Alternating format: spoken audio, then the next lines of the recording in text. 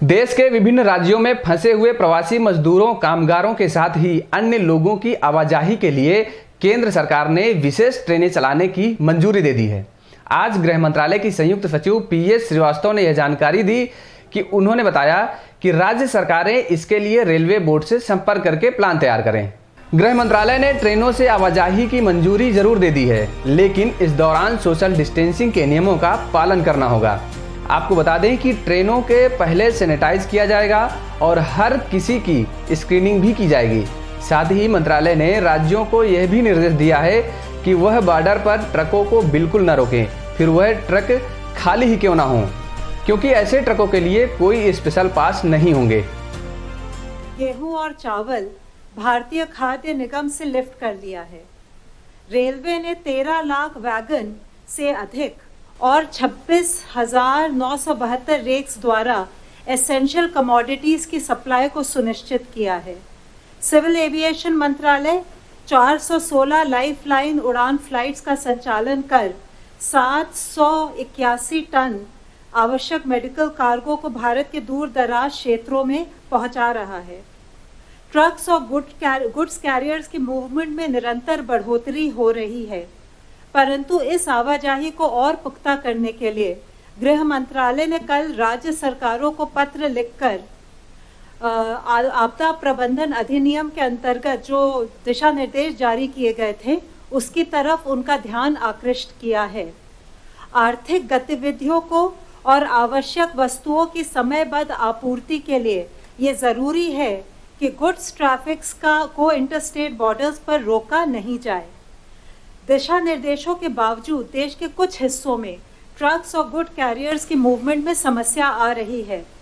गृह मंत्रालय ने फिर से स्पष्ट किया है कि ट्रक्स और गुड्स कैरियर्स की मूवमेंट के लिए चाहे वह भरे हुए ट्रक्स हों या खाली हों, अलग से पास की आवश्यकता नहीं है। राज्य सरकारों को अनुरोध किया गया है कि वे सुनिश्चित करें कि जिला प्रशासन एवं फील्ड एजेंसीज इन निर्देशों का पालन करें।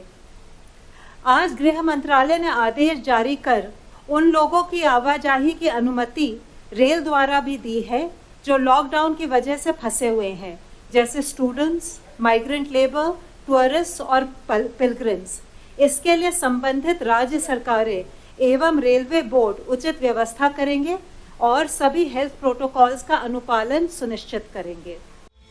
कोरोना रूपी महामारी पर जानकारी देते हुए स्वास्थ्य मंत्रालय ने बताया कि देश में कोरोना को रोकने में काफी हद तक कामयाबी मिली है।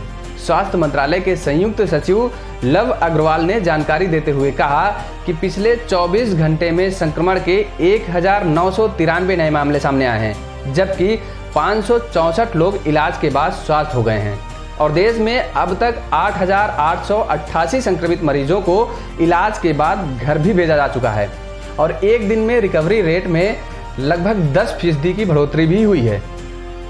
इनमें से 25,007 cases presently active medical supervision में हैं।